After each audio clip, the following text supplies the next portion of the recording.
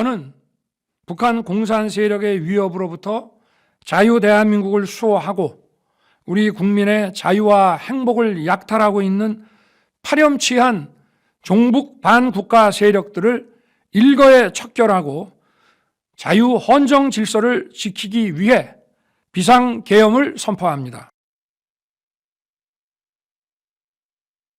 네, 긴급 진단 준비했습니다. 밤새 잠들지 못한 국민 여러분, 혼란스러운 아침이실 텐데요. 45년 만에 이 비상계엄령 긴박했던 새벽 자산시장 동향 살펴보고 전망 알아보겠습니다. 먼저 변정규 미주은행 전무 연결되어 있습니다. 전무님 안녕하십니까? 안녕하세요.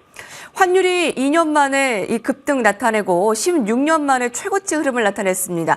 가장 주요하게 봐야 될 게 이 환율 시장일 텐데요. 동양 지금 긴장감은 좀 잦아들었지만 변동성은 계속 확인해야 되겠죠? 네, 환율은 그 국제금융시장의 결과물로 이렇게 나타나는데요. 간밤 국내 시장에서 달러원 환율은 비상계엄 선포로 인해서 한때 1,442원 30전까지 이렇게 환율이 오른 후에 상승폭을 줄여서 1,428원 50전에 거래를 마쳤습니다. 하지만 윤 대통령이 얼마 전에 6시간 만에 계엄을 공식 해제한 이후에 환율은 급격히 안정돼서 하락세를 보이고 있는데요. 현재 해외 시장에서 역에 선물한 NDF 환율은 국내 종가였던 1,438원 50전에서 약 20원 내린 1,417원 정도에서 거래가 되고 있는 상황입니다. 따라서 이러한 뉴스를 계속해서 봐야 될 것 같고요. 다만 외신에서 계엄 뉴스와 야당의 탄핵 소식을 크게 보도하고 있어서 이러한 외국인 투자자들의 자금 이탈이 우려되기 때문에 추이를 좀 면밀하게 지켜봐야 될 것으로 생각하고 있습니다. 네, 앞으로의 그 동향 살펴주셨는데요. 그럼 채권 시장, 환율 시장에서 이 앞으로의 변동성에 그 외국인들의 흐름들 좀 아주 궁금한데요. 지금 외신에서도 한국의 자산을 좀 매각해야 된다라는 뱅크 오브 아메리카의 목소리도 있었고요. 앞으로 좀 대비해야 될 것들이 어떤 게 있을까요? 네, 당장은 한국의 신용도를 측정하는 신용부도수합이라고 하죠. CDS 프리미엄은 종전과 별 차이 없는 34베이시스 포인트 수준에서 이렇게 거래가 되고 있어서 현재 당장의 대외 신용도에는 큰 변화는 없어 보입니다. 다만 외신에서 이러한 뉴스를 크게 보도하고 있기 때문에 외국인 투자자들의 동향을 좀 지켜봐야 될 것 같고요. 특히나 이러한 상황은 증시에 가장 직접적으로 영향을 미치고 있기 때문에 당장 그 한국거래소에서 7시 반, 오늘 그 오전 7시 반에 정상 운영 여부를 확정해서 안내하겠다고 이렇게 설명했는데, 일단 오늘 금융시장은 큰 혼란이 불가피할 것으로 이렇게 예상되는 만큼 혼란 중에 투자자 보호 조치를 확실하게 단행해야지 이러한 외국인들과 국내 투자자들의 귀환이 있을 수 있을 것으로 이렇게 생각을 하고 있습니다. 미주은행 변정규 전무님 연결해봤습니다. 감사합니다. 네, 감사합니다. 다행입니다. 이제 신용도에는 아직까지 큰 영향을 미치지 않을 것이다라는 분석이 제기되고 있고요. CDS 프리미엄 등 좀 더 살펴봐야 되겠지만 아직은 큰 영향 없을 것으로 예상을 합니다. 자, 이 자리에 함께 하실 분 소개해드리겠습니다. 그레너리 투자자문의 이완수 대표님 함께합니다. 안녕하십니까? 네, 안녕하십니까? 네, 자 밤새 잠들지 못한 여러분들 포함해서 네, 네. 오늘 또 출연해 주셨는데요. 코스피 야간 선물 5% 가까이 급락, 원달러 환율 폭등, 가상자산 폭락, MSCI 한국지수 ETF 폭락, 계속 이 한두 가지가 아닌 상황에서 가장 먼저 살펴봐야 될 것이 무엇일까요?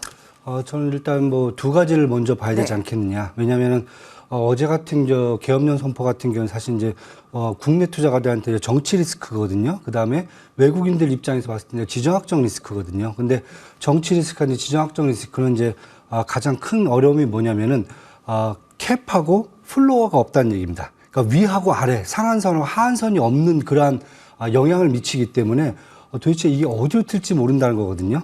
그래서 저는 지금 다른 것보다 이러한 리스크가 일단은 시장에 충격을 좀 가해졌고요. 그렇다고 봤을 경우에는 일단은 시스템을 유지시키는 게 가장 중요하지 않겠냐, 첫 번째. 이것은 이제 외국인이라든지 국내 투자가들의 신뢰감을 이제 유지시켜주는 부분이거든요. 그래서 오늘 같은 경우에 만약에 거래소가 만약에 또 폐장을 한다, 문을 안 연다라고 했을 경우에는 또 신뢰감이 좀 떨어지는 이런 부분이거든요. 그러니까 자산 가격이 떨어진 것은 그 다음이나 치더라도 일단 금융 시스템이 문제가 없다. 이런 부분들을 투자가들한테 일단 신뢰감을 확보하는 게 중요할 것 같고요. 두 번째는 이제 외국인들 입장에서는 사실 외환 시장이거든요. 왜냐하면 가장 먼저 이머징 마켓 같은 경우에 정치 리스크가 발생했을 경우에는 환 쪽에서 먼저 이 깨지는 부분들이 나오거든요. 그렇다고 보면은 지금 이제 정부 입장에서라든지 뭐 투자가들이 봤을 때는 외환 시장을 또 주시해야 되지 않겠느냐. 그래서 저는 이 두 가지를 좀 먼저 보면서 저희가 시장에 대응하는 게 좋지 않겠나 이렇게 지금 보여주고 있습니다. 네. 계엄령 선포 후 바로 뭐 몇 시간 안에 해제가 됐습니다만 리스크가 충격이 일단 가해졌다라는 점. 그리고 자산 가격의 변동성 뒤로 두더라도 신뢰도 확보가 굉장히 중요하겠네요. 그렇죠. 시스템이 유지가 돼야 네. 그래야 금융 위기로 갈 수 있는 그러한 트리거가 안 된다는 거죠. 왜냐하면 과거에 보시면은 이러한 정치적 충격이 있을 경우에 경제 위기로 가는 경우들이 이제 발견이 되거든요. 네. 예, 그럴 경우에는 중요한 것은 트리거가 발생했을 때 금융 시스템이 망가지면은 그 다음부터는 경제 위기입니다. 그래서 저는 이런 트리거가 만약에 경제 위기로 안 가기 위해서는 일단 금융 시스템이 어느 정도 버텨줘야 되고 그 신뢰감들 투자가라든지 대외적으로 보여줘야 되는 게 또 필요하거든요. 그래서 그런 측면도 같이 접근을 좀 저희가 해야 된다 이렇게 좀 보여집니다. 네. 계엄령 선포 해제가 되었지만 이런 트리거가 발동이 되었기 때문에 이제 금융 시스템의 정상화 빠르게 회복이 되어야 될 것 같습니다. 그럼 첫 번째 질문으로 안전자산에 대한 그 쏠림 현상 좀 살펴봐야 될 것 같은데요. 좀 진정세로 가게 될까요? 아니면 어떤 점을 좀 환율 시장, 외환 시장에서 가장 주요하게 봐야 됩니까? 네, 일단 저도 똑같이 두 가지를 봅니다. 근데 대외적으로는 사실 이제 환율이거든요. 그다음에 대내적으로 보면 이제 자산 가치인데, 그다음에 우리가 갖고 있는 자산들이 과연 안전 자산인가 이런 것을 이제 파악을 해야 되는데, 문제는 지금 환율이 어제 이제 1,445원도 찍었거든요. 그다음에 이후에 이제 뭐 계엄령을 이제 해제하겠다는 뉴스가 나오면서 한 뭐 1,400 한 뭐 20원대까지 밑으로 좀 떨어졌는데. 중요한 것은 이미 저희 환율이 1,400원을 넘어서 있는 상태였거든요. 그러니까 쉽게 얘기해서 국내 경제 문제가 지금 상당히 안 좋다는 거거든요. 예를 들면 뭐 3분기 경제 성장률도 한 뭐 전년 대비 1.5%, 전분기 대비 0.1%로 많이 하락이 돼 있고요. 2일날 발표한 CPI도 1.5%로 나왔거든요. 그다음에 한국은행 이제 기준금리 인하를 했지만은 가계부채라든지 기업부채, 정부부채, 뭐 금융권의 부동산 부실 문제 등으로 지금 경제 펀드멘탈이 지금 약간 취약한 상태에서 여기에 지금 어제 정체 리스크가 발생이 된 거기 때문에 어떻게 보면 저는 해당 리스크가 이제 잘못했을 경우에 저희가 외환 위기 때 보셨다시피 외환 시장을 이제 붕괴시킬 수 있는 그런 가능성이 좀 크다라고 저는 보고 있어 갖고 현재 같은 경우에서는 일단 안전자산 쏠림 현상은 당연한 거다. 그리고 요 상황이 뭐 오늘 하루로 뭐 해제됐다고 해서 끝나는 게 아니라 네. 예, 앞으로 제가 봤을 때는 한두 달 정도는 더 지속될 수 있다. 지금 이렇게 지금 보여주고요. 두 번째는 결국은 국내 주식시장이든지 채권시장에서 외국인이라든지 국내 투자가들도 당연히 이탈이 발생할 것 같고요. 그리고 나서 그 자산들이 그럼 그 유동성들이 그럼 또 어디로 이동할 건가? 네, 이런 부분도 한번 살펴본다면은 시장이 당분간 국내 시장 같은 경우에는 뭐 뱅크 오브 아메리카가 뭐 한국 자산에 대한 재평가 문제까지 지금 나올 정도면은 당분간이죠. 제가 봤을 때는 최소한 한 달 넘게는 이 문제가 해결되는 과정에서 계속 국내 주식뿐만 아니라 증시뿐만 아니라 채권 시장, 그다음에 외환 시장, 그다음에 실물 자산 시장까지 계속 이제 외국인뿐만 아니라 국내 기관들의 그다음에 개인 투자가들의 이탈이 지속될 수 있다. 이것도 좀 저희가 보면서 그 상황을 우리가 미리 이제 생각을 하고 그다음에 시장이 좀 대처해야 되지 않을까 이렇게 지금 보여집니다. 예. 계엄령이 해제되었지만 이런 황당한 리스크가 금융위기로 갈 것인가에 대한 불안감인데요. 과거 사례를 봤을 때 어떻습니까? 뭐 저희가 과거 사례 똑같은 과거 사례가 뭐 나오는 경우는 없어요. 왜냐하면 저도 이제 뭐 사실 계엄령을 제가 초등학교 들어가기 전에 한번 본 그게 1980년이니까요. 그때 한번 봤었고 제가 태국에 출장을 갔다 그때 한번 2006년도에 제가 한번 2006년도에 한번 또 그 계엄령을 본 적이 있어요. 근데 완전히 분위기가 틀리거든요. 근데 저희는 분명히 태국식은 아닐 거다. 예, 지금 저는 보여지고 지금 같은 경우 본다면은 이렇게 제가 봤을 때 이제 이런 정치 리스크가 트리거가 돼 갖고 경제 위기까지 간 경우들은 뭐 정확한 사례는 없지만은 뭐 당장 보면 2008년도에 미국 서브프라임 모기지 사태도 우리가 똑같이 봐야 되지 않겠느냐. 왜냐하면 처음에는 부동산 가격이 폭락을 했지만은 이 부분에서 연준이 금리를 인상해버리고 그다음에 모기지론 부실까지 이어지면서 가계가격에서 다 파산이 돼버렸거든요. 그리고 마침내 미국이 갖고 있던 그 금융 시스템이 붕괴가 되면서 결국은 뭐 전 세계 경제 위기까지 만들어버린 이런 일이 발생을 했거든요. 그래서 그런 상황을 본다면은 제가 봤을 때는 중요한 것은 이 금융 시스템이라든지 이 시스템을 최대한 안정적으로 지켜내기만 하면은 경제 위기는 저희가 더 막을 수 있을 것 같고요. 그 다음에 빨리 저희가 현재 상황을 복귀하는데 저는 또 빠른 시간에 할 수 있는 그러한 기회를 좀 창출하지 않을까 그렇게 지금 보고 있습니다. 지금요.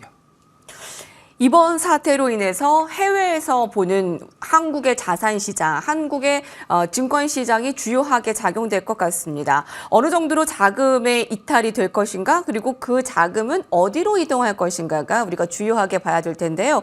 자, 그럼 한국 시장의 신뢰도와 그리고 신용 등급에 대해서 한번 예상을 해보도록 할까요? 그 지난 10월에 우리 국내 성공한 세계 국채 지수 편입 참 반가웠었는데요. 이번 이 계엄령으로 인해 서 취소될 수 있다라는 얘기가 뭐 왕왕 나오고 있습니다. 근거가 있을까요? 아니면 어떻게 대비를 해야 될까요? 일단 당장은 아닐 겁니다. 당장은 아닐 거고요. 왜냐하면 일단 계엄령이 또 해제가 됐거든요. 해제가 됐고 시장이 이제 결국 주시를 할 겁니다. 그 신용평가 기관들이 그럼 한국이 이 문제를 어떻게 빨리 수습하는 건가? 그 다음에 금융 시스템에 위기가 올 건지 이런 것까지 다 확인을 할 거고요. 그 다음에 이제 정부 국채 같은 경우는 사실 뭐 가격 하락은 저희가 이제 폭락은 이제 예상을 좀 해야 될 것 같아요. 해야 되겠지만은 전반적으로 만약에 이제 글로벌 금융기관들이 뭐 CDS 프리미엄 스왑이라든지 이런 부분들에 있어서 크게 다운그레이드죠. 하락만 조정을 안 한다고 하면은 저는 뭐 시장에서도 어느 정도 좀 빨리 좀 저희가 생각했던 것보다 금융시장이 회복하는데 문제는 없지 않을까 지금 이렇게 지금 보여집니다. 그래서 아마 그쪽도 마찬가지일 겁니다. 저희들도 좀 불안하겠지만은 그쪽도 당장 뭐 이거 액션을 취한다기보다는 이 해결 과정에서 과연 한국 정부라든지 시장이 어떻게 대응을 하고 그 다음에 이것을 어떻게 해결하는지 이것도 같이 좀 지켜보지 않을까 저는 이렇게 보여지고 있습니다. 네. 네 번째 도전 끝에 성공한 세계 국채지수 내년 11월에 이제 편입이 되는데, 이번에 이제 성공한 부분에 대해서 좀 흠집이 나지 않았으면 좋겠습니다. 7시 30분에 오늘 한국 증시가 개장이 될 것인가 안 될 것인가 결정이 나는데, 이게 워낙에 이제 불확실성이기 때문에 더 긴장감으로 다가오는 것 같습니다. 오늘 뭐 여러 이야기들 가운데, 너무 좀 겁주시는 거 아닌가요? 좀 위축되기도 합니다. 또 일각에서는 이제 악재 해소가 아닌가요? 계엄령 해제가 됐으니까. 뭐 이런 질문도 있고요. 뭐 휴장되기를 차라리 기도해 봅니다. 라는 얘기도 있고요. 또 오늘 미국 시장 안에 한국 기업들의 그 폭락이 있었기 때문에 오늘 국내 시장의 여파는 좀 어떻게 봐야 될까요? 라는 질문들까지 좀 답변을 하나씩 해주실까요? 증시 발작 어떻게 좀 대비를 하면 되겠습니까? 네, 일단 저는 오전장보다 오후장이 조금 더 변동성이 더 커질 것 같다. 왜냐하면 외국인들이 이제 들어오는 게 오후장이거든요. 그렇다 보면 주식시장은 저는 이제 사이드카 발동도 오후에 한번 볼 수 있지 않을까. 그것은 이제 예상을 하셔야 될 것 같고요.